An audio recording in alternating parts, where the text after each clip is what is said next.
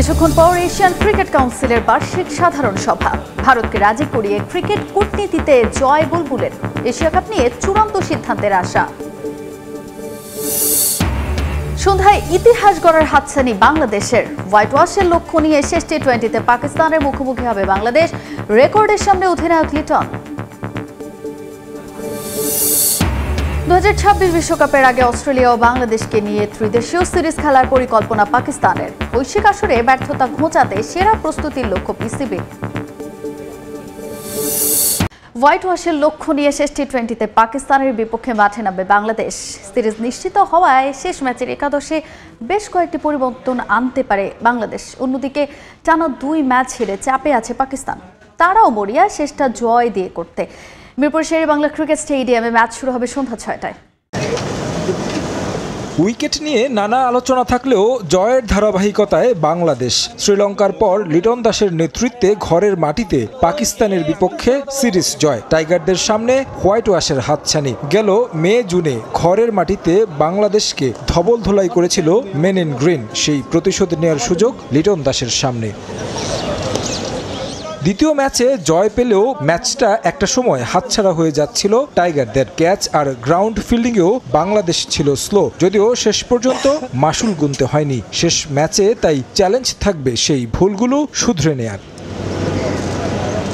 সিরিজের প্রথম match জিতলেও winning combination ভেঙে দ্বিতীয় ম্যাচে মাঠে নামে বাংলাদেশ। সফল হয়েছেন লিটন দাস। সিরিজ নিশ্চিত হওয়ায় তাই এই ম্যাচে একাদশে পরিবর্তন আসবে অনেকটা নিশ্চিত। গেল ম্যাচে রিশাদ হোসেন ছিলেন বেশ খরচে, যদিও গুরুত্বপূর্ণ উইকেট নিয়েছেন। তার জায়গায় একাদশে সুযোগ পেতে পারেন নাসুম আহমেদ। ওয়ার্কলোড ম্যানেজমেন্টের বিবেচনায় তানজিম সাকিবের পরিবর্তে একাদশে জায়গা হতে পারে সাইফুদ্দিনের। ব্যাটিং অর্ডারে খুব বেশি পরিবর্তনের সুযোগ নেই। ওপেনিংয়ে গেল ম্যাচে সুযোগ পেয়েছেন নাইম শেখ, যদিও ব্যর্থ হয়েছেন নিজেকে প্রমাণে। তবে এই ক্রিকেটার আরও একটা সুযোগ পাচ্ছেন। ইমনকে বিশ্রাম দিয়ে ওপেনিংয়ে ফিরতে পারেন আইসিসি র্যাঙ্কিংয়ে বড় লাফ দেয়া তানজিদ তামিম। একাদশে পরিবর্তন আনলেও জয় পেতে মরিয়া বাংলাদেশ। কনফিডেন্সটা 4 in a row ম্যাচ জিতা, তো অবশ্যই আমাদের টার্গেট থাকবে ম্যাচ জিতা। অন্যদিকে পাকিস্তানের সামনে হোয়াইট ওয়াশ এড়ানোর লড়াই। এসিসির সভা করতে ঢাকায় পিসিবি সভাপতি মহসিন নাকভি। তার সামনে নিশ্চয়ই চাইবে একটা জয় দিয়ে সিরিজ শেষ করতে। তারুণ্য নির্ভর দল নিয়ে নানা সমালোচনায় পাকিস্তান। কন্ডিশনের বিবেচনা মানিয়ে খেলতে পারছে না ক্রিকেটাররা, এমন মন্তব্য করেছেন সাবেকরা। শেষ ম্যাচ জয় পেতে সেরা একাদশ নিয়ে মাঠে নামবে পাকিস্তান। সেক্ষেত্রে বেশ কিছু পরিবর্তন আসতে পারে পাকিস্তান একাদশে। মুহূর্তে মিরপুর শেরেবাংলা জাতীয় ক্রিকেট স্টেডিয়ামে আছেন রিপোর্টার তামিম হোসেন। সবশেষ খবর জানতে সরাসরি যুক্ত হচ্ছে তার সঙ্গে। মতো পাকিস্তানকে হোয়াইট ওয়াশ করার সুযোগ এসেছে টাইগারদের সামনে। তবে যদি বলি আসলে সেকেন্ড ম্যাচে, দ্বিতীয় ম্যাচে বাংলাদেশের কিন্তু একটা খুব বড় ভয় ধরিয়ে দিয়েছিলেন ফাহিম আশরাফ।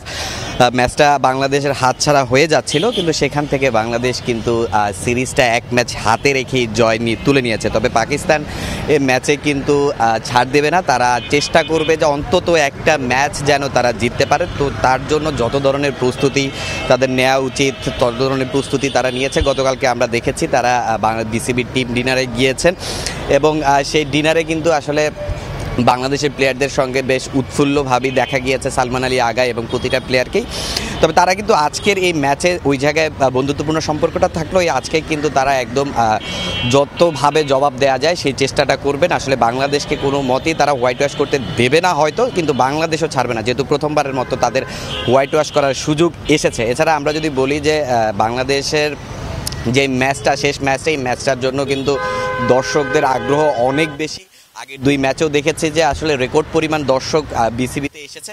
আজকেও কিন্তু আসলে দেখছি যে ধীরে ধীরে মানুষ আসছে এবং বিসিবির সামনে টিকিটের জন্য কিন্তু ভিড় করছে। তবে আমরা যদি বলি যে এইবারের টিকিট সব অনলাইনে, তবে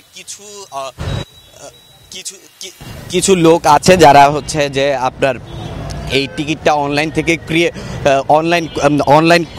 থেকে ক্রয় করছে এবং সেই ক্রয় করার পরে কিন্তু চড়া দামে অন্য দর্শকদের কাছে বিক্রি করছে। তো এই জিনিসটা কিন্তু অবশ্যই একটা দৃষ্টিকটু ব্যাপার, কেননা প্রত্যেকটা মানুষই আসলে খেলা দেখতে চায়। এছাড়া যদি সবচেয়ে আরেকটা বিষয় বলি যে এবার যেহেতু সব অনলাইনে টিকিট বিক্রি হচ্ছে, সেক্ষেত্রে অনেক মানুষ আছে বাংলাদেশের যারা কিনা এই অনলাইন অনলাইনের সাথে যুক্ত না, অনেকের আবার স্মার্টফোনও নেই, সেক্ষেত্রে আসলে তারা এবার খেলা দেখা থেকে একটু বঞ্চিত হয়েছে। তবে পরবর্তীতে যেহেতু প্রথমবারের মতো বুলবুল আহমেদ দায়িত্ব নেওয়ার পর একটা সিরিজ আয়োজন করা হয়েছে, তো পরবর্তীতে বিসিবি হয়তোবা এই বিষয়গুলো নিজেদের মাথায় রাখবে। পরের খবরে যাচ্ছি। অধিনায়ক হিসেবে দারুণ এক রেকর্ডের সামনে লিটন কুমার দাস। বাংলাদেশের প্রথম ক্যাপ্টেন হিসেবে 3 ম্যাচ সিরিজ দেশে ও দেশের বাইরে প্রতিপক্ষকে ক্লিন সুইপের সুযোগ এলকেডির। এরই মধ্যে অন্তত 10 ম্যাচে বাংলাদেশকে নেতৃত্ব দিয়ে জয় হারের শতাংশে অন্য সবাইকে ছাড়িয়ে গেছেন এই উইকেট কিপার ব্যাটসম্যান। 2 সপ্তাহ আগেও দেশের ক্রিকেট নিয়ে আশা দেখার মানুষের সংখ্যা খুব একটা ছিল না, কিন্তু 10 দিনের ব্যবধানে বদলে গেছে সেই চিত্র। যে ফরম্যাটে সম্প্রতি সবচেয়ে বেশি ঢুকেছে বাংলাদেশ, সেই টি-20তে টানা 4 জয় দৃশ্যপট অনেকটাই বদলে দিয়েছে। ব্যাক টু ব্যাক সিরিজ জিতে ক্রিকেটের হারানো ইমেজ ফিরতে শুরু করেছে। যে লিটনকে ওয়ানডে দলে নেওয়া হয়েছে তুমুল সমালোচনা, সেই এলকেডি খোল নলচে বদলে দিয়েছেন টি-20 দলের। নাজমুল হোসেন শান্তর অনুপস্থিতিতে গেল বছরের ডিসেম্বরে লিটনের নেতৃত্বে ওয়েস্ট ইন্ডিজকে হোয়াইট ওয়াশ করে টাইগার্স। এরপর লঙ্কায় গড়ে ইতিহাস, প্রথমবারের মতো কোনো সিরিজ জয়ের ট্রফি নিয়ে ঘরে ফেরে লাল সবুজ। এবার পাকিস্তানের বিপক্ষে 1 দশক পর সিরিজ জয়ের স্বাদ, সুযোগ আছে হোয়াইট ওয়াশ করারও।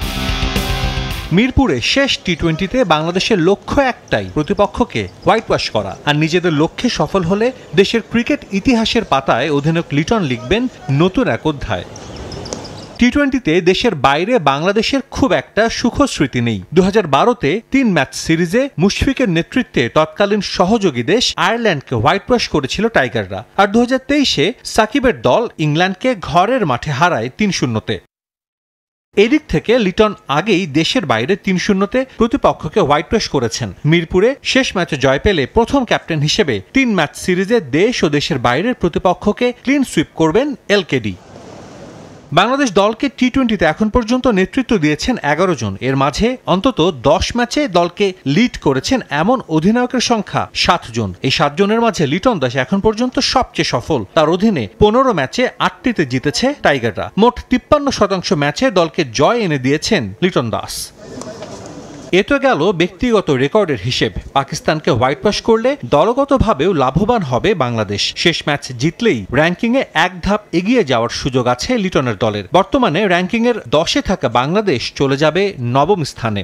বহুল আলোচিত এশিয়ান ক্রিকেট কাউন্সিলের সাধারণ সভা আজ সশরীরে না থাকলেও ক্রিকেট পরাশক্তি বিসিসিআইকে নিয়েই হচ্ছে এবারে এজিএম। রাজধানীর একটি 5 তারকা হোটেলে সভা শুরু হবে বেলা 2টায়।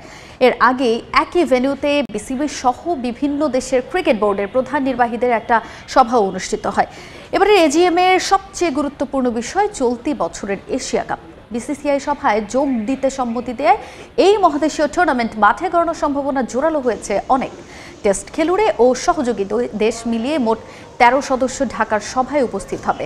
ভারত, শ্রীলঙ্কা, ওমান সহ কয়েকটি দেশ যুক্ত হবে অনলাইনে। এশিয়া কাপ বাদে এসিসির সহ সভাপতি ও এই টুর্নামেন্টের পরের সার্কেলের হোস্ট নির্বাচন করাটাও এজিএম এর গুরুত্বপূর্ণ আলোচনার বিষয়।